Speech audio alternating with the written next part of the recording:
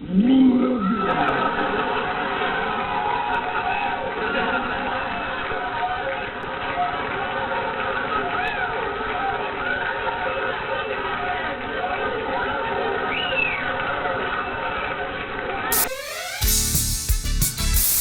Weirdos, welcome to Educating Manny, our weekly series for party conversation education. This video is brought to you by the app.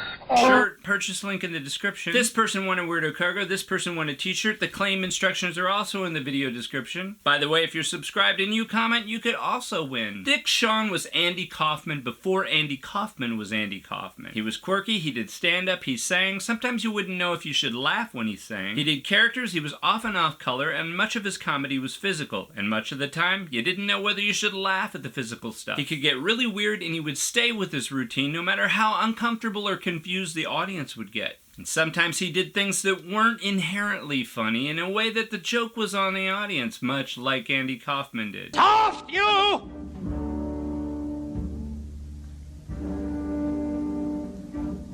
Moment or two before you take me away.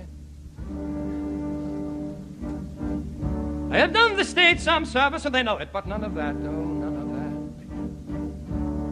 that. He did Kaufman's impressions routine before Kaufman did. Now you call out any singer you want, your favorite singer. I do them all.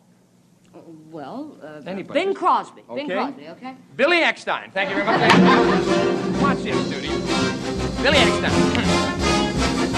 Yeah, from this moment on, you and I, babe, will be riding high. Thank you very much. Thank you. Frankie Lane. Frankie Lane. All right, Frankie Lane.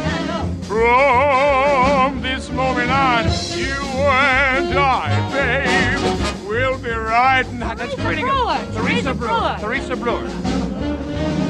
From... He immersed himself in silly characters like Kaufman. I just wanted to ask you kind of a personal question. Will you listen? Listening. Well, I wanted to know if you'd show me that crazy, wild way you have of moving, you know, that gets the girls fall down like You mean that. the way I move my body? Yeah. That's a gas, ain't it, man? Yeah, I like it. You mean like this?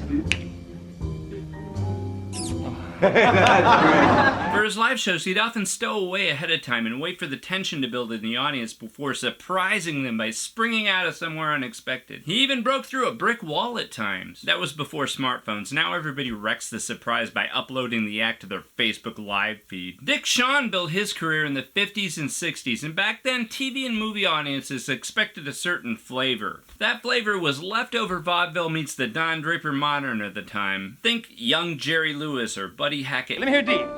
I'm all right. Let me hear the E.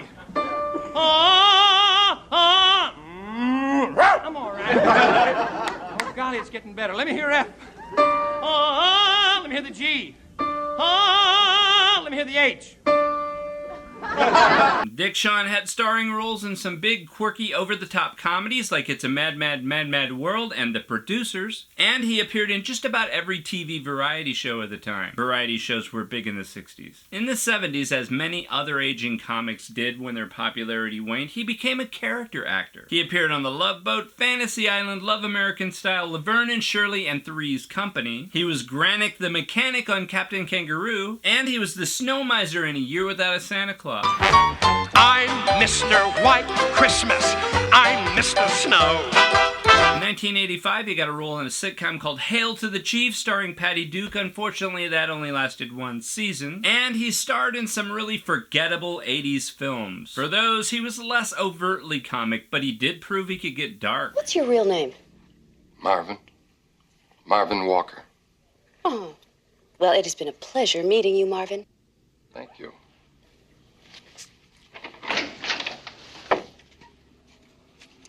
I meant to ask you, that dress, sex? I'm Magnus. Oh, stunning. Thank you. I got it on sale.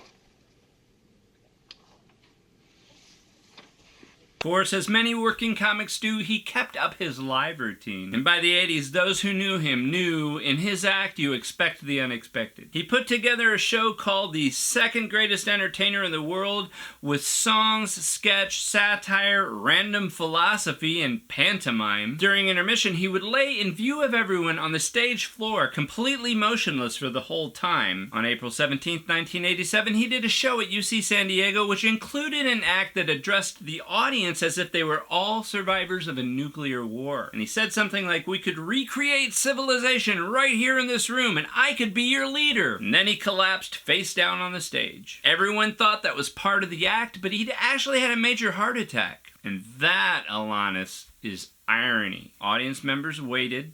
The tension increased. Someone joked, "Take his wallet." At one point, a stagehand approached him, shook him, thought he heard a grunt, and walked off stage. That only reinforced the audience belief that it was just part of the act, and apparently it initially fooled his son Adam, who was there as his stage manager at the time. Dick Shawn laid there on the stage for about 5 minutes until finally some doctors from the audience attended to him and started CPR. The crowd was asked to leave, but a lot of them stayed thinking it was all a big joke. When everyone eventually did go, some of them still didn't believe he died, and they thought it was a tasteless way to end his show. Of course, they'd find out in the papers the next morning that it wasn't all a big joke. Unlike with the Kaufman story, there don't seem to be a lot of Dick Shawn is alive conspiracies. If you want to hear more, I'll put a link to an interview with his son Adam that I found down in the description. You can check that out right after you join our Facebook group. Thanks for watching. If you hated this video, give me an ironic thumbs up. We're here Tuesdays and Thursdays-ish. I'm trying. Goddamn day job. The kids. The wife. Hi, babe.